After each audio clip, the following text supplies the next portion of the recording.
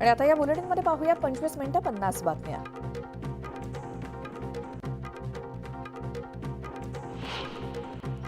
शरद पवार स्वतः सुप्रिया सुळेंसाठी निवडणुकीच्या मैदानात उतरलेत.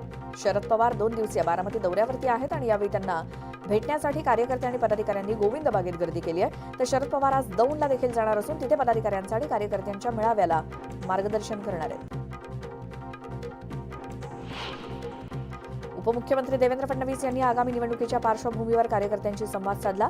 यावेळी त्यांनी बूथ लेव्हलवरती काम करण्याचा कानमंत्र कार्यकर्त्यांना दिला. तर लोकसभेची लढाई बूथ लेव्हलची आहे, त्यामुळे कामाला लागा असे आदेश फडणवीसांनी दिले.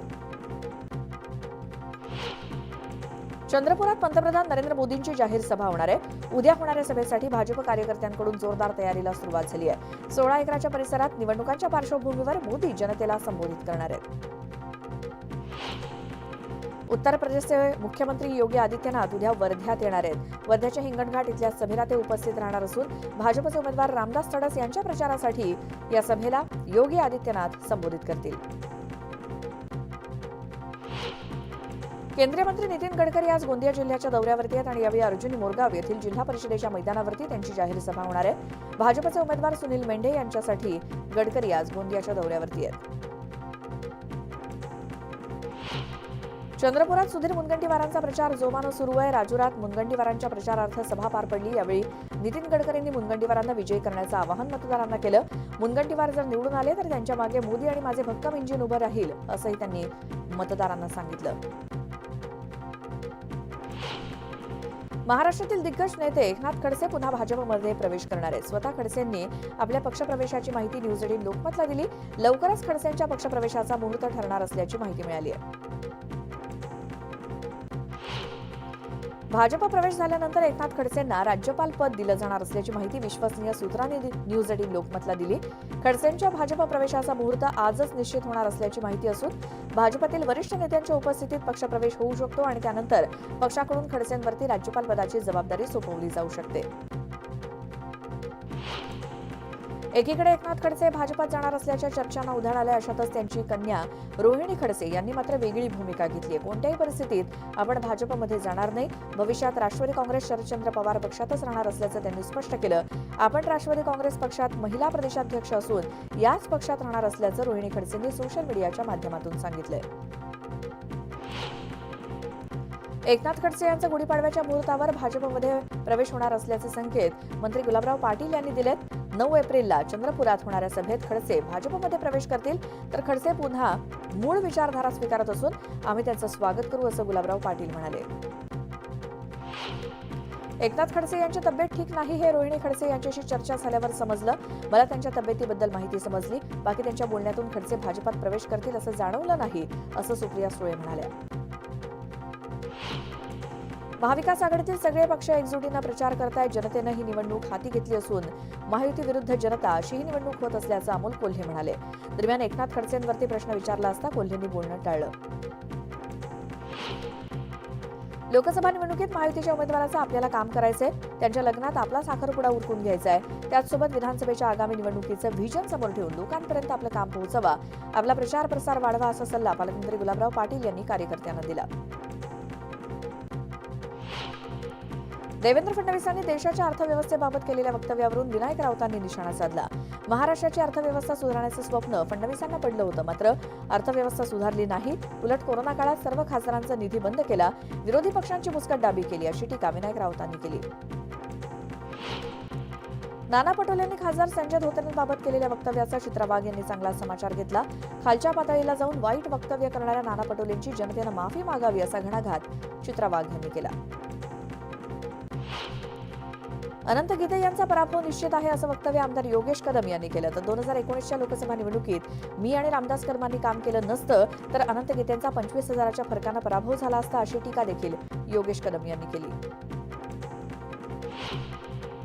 राज्यातील तलाठी भरती पुन्हा एकदा रखडली आहे. उमेदवारांची नियुक्ती करण्यासाठी आता 2 महिन्यांची प्रतीक्षा करावी लागणार आहे. लोकसभा निवडणुकांचा निकाल लागल्यानंतरच तलाठी पदाच्या नियुक्त्या होण्याचा मार्ग मोकळा होईल. पुण्यामध्ये राज्य उत्पादन शुल्क विभागाकडून महसुलात रेकॉर्ड ब्रेक वाढ झाली आहे. पुणे विभागाकडून यंदा 20,735 कोटींचा महसूल जमा करण्यात आलाय. तर मागील वर्षभरात पुण्यामध्ये सर्वाधिक कारवाया करण्यात आल्याची नोंद देखील आहे.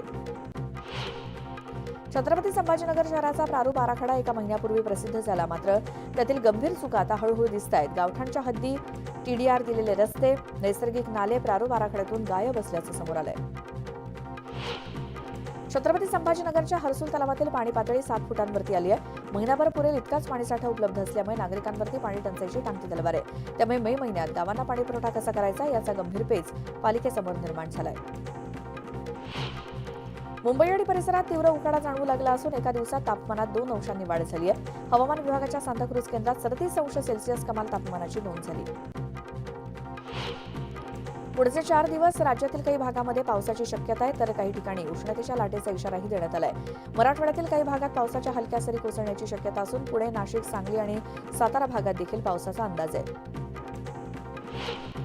सलग आलेल्या सुट्ट्यांमुळे मुंबई पुणे द्रुतगती महामार्गावरती होणारी वाहतूक कोंडी टाळण्यासाठी 9 एप्रिलपर्यंत अवजड वाहनांना बंदी करण्यात आली आहे. सकाळी 6 ते दुपारी 12 वाजण्याच्या दरम्यान अवजड वाहनांच्या वाहतुकीस बंदी आहे. मेट्रो प्रवाशांच्या मागणीनंतर सिडको महामंडळाचे व्यवस्थापकीय संचालकांनी नवी मुंबई मेट्रोच्या वेळेत वाढ केली. बेलापूर मेट्रो स्थानकातून 1 तास तर पेंढर मेट्रो स्थानकातून अर्ध्या तासाची वेळ वाढवण्यात येणार आहे. सोमवारपासून नव्या वेळेनुसार मेट्रो धावतील. पंडित जवाहरलाल नेहरू बंदर प्राधिकरणानं वर्षभरात विक्रमी मालाची उलाढाल करून नवा उच्चांक गाठलाय. माल वाहतुकीत गेल्या वर्षीच्या तुलनेत 6.27% वाढ झाली. सामाजिक आणि शैक्षणिकदृष्ट्या मागास वर्गाकरता नव्यानं आरक्षण निश्चिती करून एमपीएससी लवकरच सुधारित परीक्षांच्या तारखा जाहीर करणार आहे. त्याचप्रमाणे मागणीपत्र पाठवण्याबाबत प्रशासकीय विभागांना कळवण्यात आलंय. वाढत्या उन्हामुळे उष्माघाताचे प्रकार घडू नयेत यासाठी मुंबई महापालिका सज्ज झाली आहे. महापालिकेच्या 14 रुग्णालयांमध्ये रुग्णांसाठी कोल्ड रूम बेड्सची सुविधा उपलब्ध करून देण्यात आली आणि दुपारी 12 ते 4 या वेळेत शक्यतो घराबाहेर पडू नका असं आवाहन पालिकेने केलंय. मुंबई महानगरपालिकेला मालमत्ता कर वसुलीचं उद्दिष्ट मार्च महिन्याअखेर गाठता आलेलं नाही. त्यामुळे पालिकेनं हे उद्दिष्ट पूर्ण करण्यासाठी पुन्हा लक्ष केंद्रित केलं असून 25 मे पर्यंत संपूर्ण महसूल जमा होईल अशी आशा पालिकेनं व्यक्त केली आहे. भिवंडी लोकसभा मतदारसंघांतर्गत 6 विधानसभा मतदारसंघ येत असून या मतदान केंद्रावरती काम करणारे मतदान अधिकारी आणि कर्मचारी यांच्यासाठी 6 आणि 7 एप्रिल रोजी प्रशिक्षण सत्र आयोजित करण्यात आलं होतं. मात्र या प्रशिक्षणाला दांडी मारल्यास निलंबनाची कारवाई करण्याचा इशारा दिल्यामुळे कर्मचाऱ्यांचे धाबे दणाणलेत. सिंधुदुर्ग जिल्ह्यातील कुडाळ आणि सावंतवाडीतील मतदान अधिकारी आणि कर्मचाऱ्यांसाठी प्रशिक्षण वर्गाचं आयोजन करण्यात आलं होतं. यावेळी मतदानावेळी पाळायच्या सूचनांची त्यांना माहिती देण्यात आली आणि त्यांच्या शंकांचं निरसन देखील करण्यात आलं. सोलापूर जिल्ह्यातील नदीकाठच्या शेतकऱ्यांना 6 तास वीज पुरवठा करण्याचा निर्णय जिल्हाधिकाऱ्यांनी घेतला. त्यामुळे भीमा नदीकाठच्या शेतकऱ्यांना दिलासा मिळणार आहे. 2023च्या पीक विम्याची रक्कम तालुक्यातील 22,524 शेतकऱ्यांच्या बँक खात्यामध्ये जमा होणार आहे. पहिल्या टप्प्यात 15 एप्रिलपासून रक्कम खात्यात जमा होईल अशी माहिती पीक विमा कंपनीचे जिल्हा समन्वयक हेमंत शिंदेंनी दिली. मावळमध्ये यंदा समाधानकारक पाऊस पडल्यानं यंदा गव्हाचं विक्रमी पीक आलंय. तर हवामान खात्यानं दिलेला अवकाळी पावसाचा इशारा आणि वातावरण बदल पाहता शेतकऱ्यांची गहू काढण्याची लगबग दिसून येते. मावळमधील गव्हाला पुणे, सातारा आणि कोल्हापूरच्या मार्केट यार्डात मोठी मागणी आहे. मागील 6 महिन्यांपासून शासकीय दिरंगाईमुळे राईस मिल उद्योग बंद असून शासनही त्याकडे दुर्लक्ष करते. त्यामुळे लाखो लोक बेरोजगार झाले. तर शासनानं दिलेलं आश्वासन पाळलं नाही तर मतदानावरती बहिष्कार टाकू असा इशारा कामगारांनी दिला. सह्याद्रीच्या पर्वतरांगेत वसलेल्या लोणावळ्यामध्ये सुद्धा सूर्य आग ओकतोय. सलग सुट्टीमुळे देशभरातून पर्यटक लोणावळ्यात येत आहेत. मात्र तापमान वाढीमुळे अनेक पर्यटकांचा हिरमोड झालाय. उन्हाळा सुरू झाल्यामुळे माठांची मागणी वाढली आहे. माठ बनवण्यासाठी लागणारा भुसा, माती यांचे भाव वाढल्यामुळे माठाच्या किमती देखील वाढल्या आहेत. यंदा माठाच्या किमतीत जवळपास 20 ते 22% वाढ झाली आहे. मावळच्या टाकवे गावात विहिरीत पोहायला गेलेल्या तरुणाचा बुडून मृत्यू झालाय. संजय चौहान असं मृत तरुणाचं नाव आहे. उकाड्यानं बेजार झाल्यामुळे तो पोहण्यासाठी गेला असता ही दुर्घटना घडली.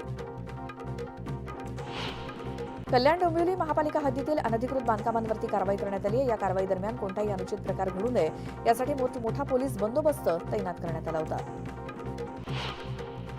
शिधावाटप दुकानातील धान्य शिधापत्रिका धारकांना न देता धान्याचा काळाबाजार केल्याचा प्रकार उल्हासनगरच्या कॅम्प क्रमांक 3 परिसरात उघडकीस आलाय. या प्रकरणी शिधावाटप निरीक्षकाच्या तक्रारीवरून संजय गुप्ता विरोधात मध्यवर्ती पोलीस ठाण्यात गुन्हा दाखल झालाय. छत्रपती संभाजीनगरातील खुलताबाद येथील पंचायत समितीच्या कार्यालयाला आग लागली आणि आगीमध्ये समाज कल्याण विभागाची गेल्या 7 वर्षांमधील महत्त्वाची कागदपत्र जळून खाक झाली. या कार्यालयात कुणीच नसल्यामुळे नक्की आग कुणी लावली याचा अद्यापही उलगडा झालेला नाही. सातपुड्यातील मनुदेवी मंदिरात मंगळवारपासून चैत्र नवरात्रोत्सव सुरू होणार आहे आणि या उत्सवाची जय्यत तयारी सुरू आहे. यासाठी मंदिराच्या मुख्य पुजारी आणि दुकानदारांनी कळस स्वच्छ करून त्याचं पूजन केलं. भाविकांना गैरसोय होऊ नये म्हणून मंदिर प्रशासन सज्ज आहे. लोणावळ्यामध्ये श्री भैरवनाथ महाराजांच्या उत्सवाला सुरुवात झाली आणि या उत्सवानिमित्तानं मुख्य मंदिराला आकर्षक रोषणाई तसंच रंगीबेरंगी फुलांची सजावट करण्यात आली आहे. शिवसेना उद्धव बाळासाहेब ठाकरे गटाचे नेते बबनराव घोलप यांनी शिंदेंच्या शिवसेनेत प्रवेश केला. मुख्यमंत्री एकनाथ शिंदे यांच्या उपस्थितीत हा पक्षप्रवेश पार पडला. दरम्यान एकनाथ शिंदे सर्वसामान्यांच्या पाठीशी असतात. मध्यंतरी मी काही प्रश्न मांडले तर त्यांनी सकारात्मक प्रतिसाद दिला. त्यांच्या कामांचा धडाका पाहूनच शिवसेनेत प्रवेश केल्याचा भावना घोलप यांनी व्यक्त केल्या.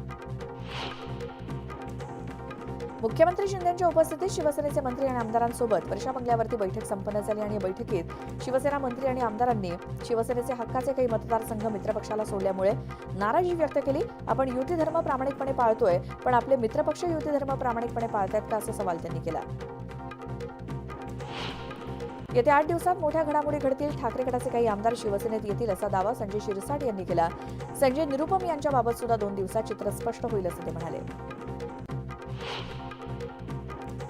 उद्धव ठाकरे यांनी चंद्रहार पाटील यांची उमेदवारी जाहीर केली आहे. ही काळ्या दगडावरची शाई आहे आणि त्यामुळे तुम्ही आलात तर तुमच्या सोबत, नाही आलात तर तुमच्याशिवाय आम्ही निवडणूक लढवून दाखवू असं वक्तव्य संजय राऊतांनी केलं. सांगलीत कोंडी केली तर तुमची महाराष्ट्रात कोंडी करू असा इशारा त्यांनी दिला. राऊतांनी दिलेल्या इशाऱ्यानंतर सांगलीमध्ये काँग्रेसचे पदाधिकारी आक्रमक झाल्याचे दिसत आहे. दरम्यान संजय राऊतांविरोधात संतप्त काँग्रेस कार्यकर्त्यांच्या वतीनं निदर्शनं करण्यात आली आणि यावेळी विश्वजित कदम आणि विशाल पाटलांच्या विजयाच्या घोषणा दिल्या गेल्या. सांगलीमध्ये कोण नाराज आहे हे मला माहीत नाही, परंतु जे नाराज असतील त्यांची नाराजी लवकरच दूर केली जाईल असं वक्तव्य धर्मराव बाबा अत्राम यांनी केलं. नाना पटोलेंना मुख्यमंत्री होण्याचं स्वप्न पडत असल्याचा टोला त्यांनी लगावला. निवडून येण्यासारखी परिस्थिती असती तर उन्मेष पाटील यांनी स्वतः तिकीट घेतलं असतं. मात्र परिस्थिती विरुद्ध असल्यामुळे उन्मेष पाटील यांनी करण पवारांना बळीचा बकरा केल्याची टीका मंत्री गिरीश महाजन यांनी केली. उन्मेष पाटील आता उबाठामध्ये गेले. आता बघा महाविकास आघाडीची कशी धांदल उडते असं गिरीश महाजन म्हणाले. प्रवीण चव्हाण प्रकरणामध्ये उन्मेष पाटील यांचा हस्तक्षेप होता, म्हणूनच पक्षानं त्यांचं तिकीट कापलं असा आरोप भाजपचे आमदार मंगेश चव्हाण यांनी केला. पक्षातील नेत्यांना दोष देण्यापेक्षा उन्मेष पाटील यांनी आत्मपरीक्षण करावं. आपण कुठे चुकलो असा सल्ला मंगेश चव्हाण यांनी दिला. मी टीव्हीवर दिसत नाही त्यामुळे जयंत पाटील नाराज आहेत की काय असा भ्रम निर्माण केला जातोय. माझी चिंता करणारी लोक पलीकडे जास्त आहेत, त्यांचे आभार मानले पाहिजेत अशा शब्दात जयंत पाटील यांनी फडणवीसांना टोला लगावला. आम्ही बोललेलं टीव्हीवरती दाखवलं जात नाही असा आरोप त्यांनी केला. नांदेड लोकसभा मतदारसंघाचा निवडणूक निरीक्षक शशांक मिश्रा यांनी आढावा घेतला. तर आचारसंहितेचं उल्लंघन होणार नाही याची दक्षता घेण्याच्या सूचना यावेळी देण्यात आल्या. तर निवडणूक काळामध्ये कायदा सुव्यवस्थेचा प्रश्न निर्माण होऊ नये यासाठी पोलिसांनी दक्ष राहावं असं देखील मिश्रांनी सांगितलं. आणि या बातम्यांसोबतच इथे वेळ झाली एका छोट्याशा ब्रेकची. लगेच परत येतोय. तुम्ही पाहता न्यूज